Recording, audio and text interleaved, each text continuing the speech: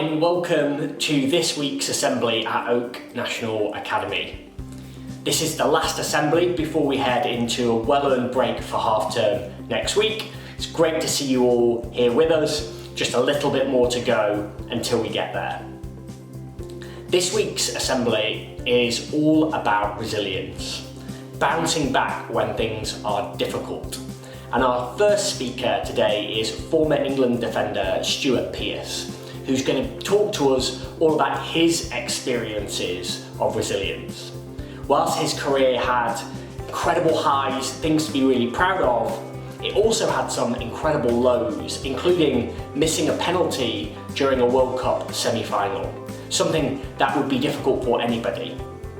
Let's hear what Stuart's got to say to us today and have a think about what we can learn from his experiences. Stuart Pearce was one of the most successful footballers of his generation, appearing 78 times for the England team.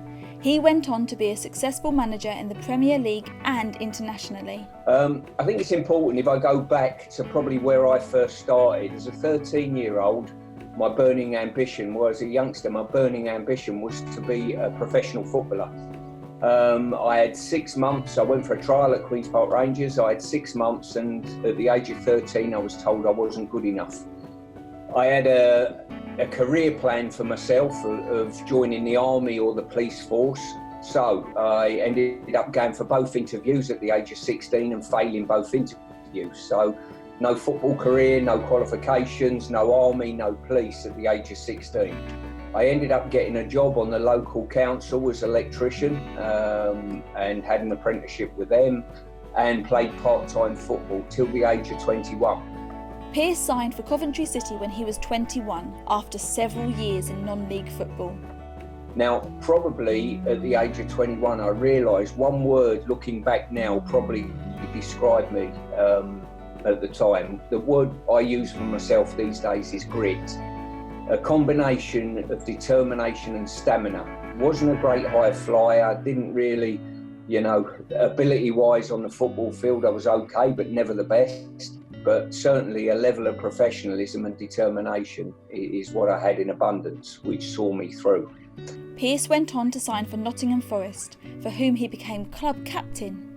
He won 2 League Cups and scored in the FA Cup final. But just as earlier in his life, things did not always run smoothly. And probably adversity has sort of all come across all of us, I would say, sometime in our life. And it's how we embrace that and how it shakes us or how it shapes us in many ways. Some good examples for myself. Way back in 1990, I went to my first World Cup playing for England. We managed to get to a semi-final against West Germany in a penalty shootout. I missed a penalty and thought my world had collapsed around me at the time. England's loss on penalties meant they went out of the competition, missing out on the World Cup final. Not realising that over the next month or so in the pre-season, it sort of strengthened my resolve in many ways. The following season was probably my best season as a footballer, playing in the top division in the country as a defender, scored 16 goals, and it was how I reacted to that after missing that penalty. And you think it's the end of the world, but it never actually is. And what is your mental resolve to bounce back from that? I fortunately 6 years later had the opportunity to sort of atone for a penalty miss, and in the European Championships at Wembley managed to score a penalty against the Spanish, which a lot of people look at now and they don't look at the ability of actually taking a penalty. It was the mental resolve to want to stand up and retake another penalty, having missed one 6 years earlier in front of 500 million people. Now, for me, success and failure is measured on whether you're prepared to stand up and retake a penalty, not whether you're successful in scoring it or successful in whatever you try to do. It's whether you're prepared to stand up and retake something and try again when the pressure is on you. There's a saying at the moment that's going round with the present situation that we have in the world that says, aim for the best, prepare for the worst. Now, I think that's a wonderful saying. It's something that I'll certainly use. When you're doing anything in life, aim to be the best at it.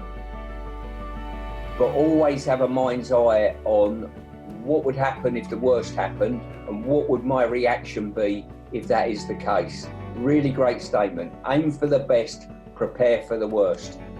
Pearce now works with young footballers, offering advice and support.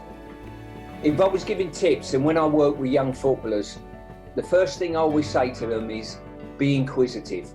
Ask questions. At the start of every coaching session I put on, I say to them, always ask me if you're uncertain. The players that ask me questions that are inquisitive are the ones that I know are going to improve. So don't be afraid to ask questions, even if you feel as though you're going to look silly in front of your peers and your classmates, those type of people. Don't worry about that. The people who ask questions are the ones who improve drastically. Don't fear failure. My life's been littered with failures. I've got to say, it's your reaction to that failure is the most important thing. Don't be afraid to keep trying. Really important.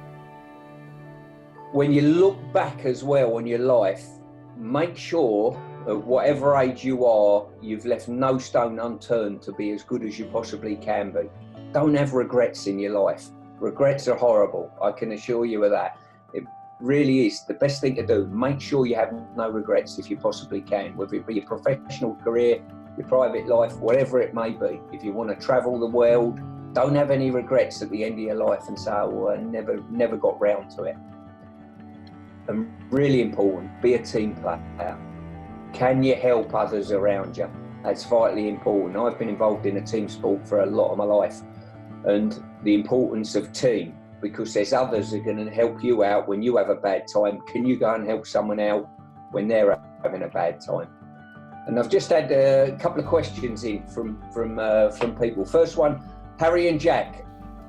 Hi Mr. Pearce, my name's Harry. My name's Jack. And we both play in the Middleton Cheney Football Club.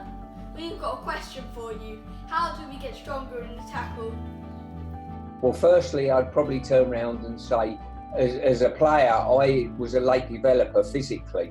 The importance is timing. Timing in tackles is more important than physical prowess. Second question, Olivia from Stafford. Hi Stuart.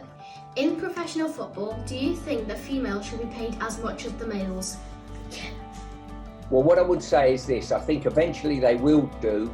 Men only get paid the vast amounts they do at the top end of the game because the payment is there across the commercial world. As soon as the commercial world start paying an equivalent amount of money to the female game, I'm sure they will. I certainly think it's getting stronger and stronger. You know, the women's game, there's no doubt about that. I've seen it firsthand when I used to work for the FA. It's getting stronger and stronger. But the commercial side of it, they dictate the pay for men. They'll dictate the pay for women over time. And Magda from Sheffield. When you were a football manager, what annoyed you the most and how did you get over it? Well, the one thing that probably annoyed me, especially when I first started out in management, was the level of professionalism from the players I was trying to coach never really matched my level of professionalism and determination. And that's something that, rather than getting frustrated with, I tried to do something about it and educate those players that I'm working with to the importance of being professional and give examples of that as well. James Milner at Liverpool, fantastic professional. You know, he's not maybe one of the best players that's ever graced the Premier League, but certainly in endeavour, professionalism, all of those things, all of those personal traits has made him an absolutely top player. Hope that's been of help. I've been Stuart Pearce. Thank you very much. Goodbye.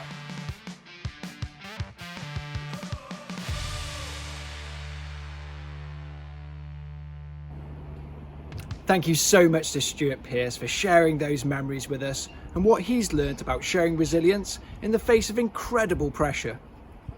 The Euro 96 competition was one of the first football tournaments that I remember watching as a child, and I still get butterflies in my tummy now thinking about that penalty and the tremendous courage that it must have taken to step up and take it. At my school, we're always talking about courage and showing endeavour and encouraging each other to show those values. And I can't think of anybody better or a better example than Stuart Pearce when it comes to those values.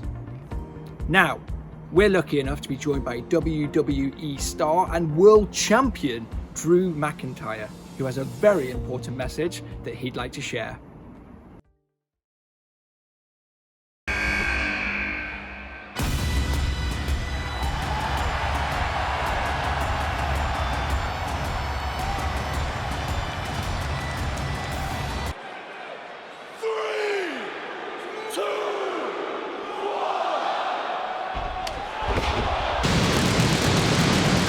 Where Drew McIntyre is heading to WrestleMania. How are you, everybody? I'm WWE superstar Drew McIntyre, the first ever British WWE champion, and I have a special message for you today. I know times aren't easy. Being in lockdown isn't easy, and I totally understand how you're all feeling. I know a lot of you will be missing your friends. You'll be missing school. Perhaps you're struggling with schoolwork. Perhaps your parents are struggling also. There's a place you can go if you're feeling worried and you need to talk about anything. So Childline is a free helpline number that children and teenagers can call to talk about whatever is on your mind. Remember, there's somebody always there to support you. Always. So stay safe, keep your spirits up, and don't worry, because as soon as I possibly can, I am going to bring this WWE Championship back to Britain, and we're going to have a huge, huge celebration. Take care, everyone.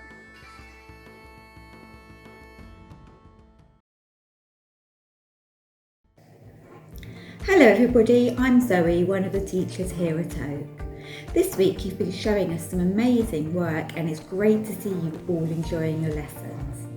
It's clear to see some of you were really inspired by astronaut Helen Sharman and you've been showing us some really wonderful homemade rockets. As well as this, we've seen work from maths, languages, music, art, and that's just a few of them. Remember, if you'd like to see your work featured in assembly, use the hashtag LearnWithOak or tag us here at Oak National. Well done, everybody.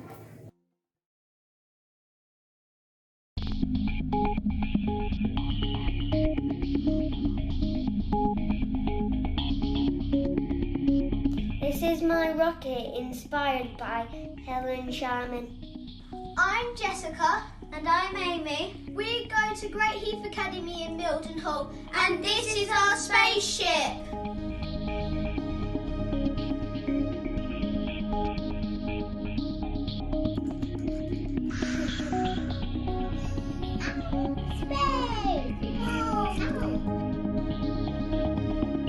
This is our rocket.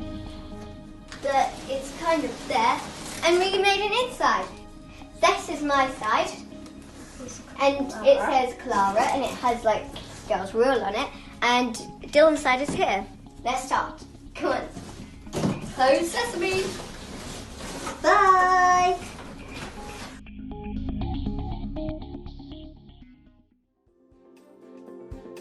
Thanks to all of our guest speakers today.